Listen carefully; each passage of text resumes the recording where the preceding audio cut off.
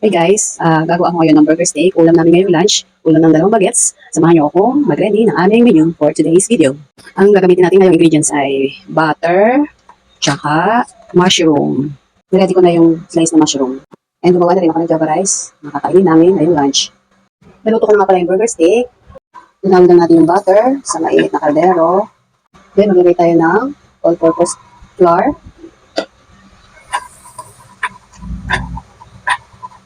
Lagyan natin ng kaunting tubig.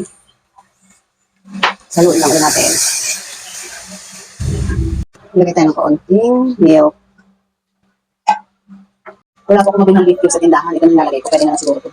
Mas maganda kung beef cubes kasi mas lasang-lasa niya yung gravy sauce niya. Tinawid lang natin yung pork cubes. Lagyan natin yung kaunting toyo. Haluin. Yung toyo yung magpapabrown sa kanya, sa gravy natin.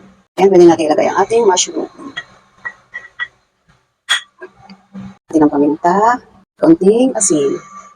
Na kung ating finished product at ating gravy. Wow, sarap ito. Mapaparamihan ng kain ang mga bagets. Samahan natin ng java rice. At ito na po ang ating burger steak with gravy sauce.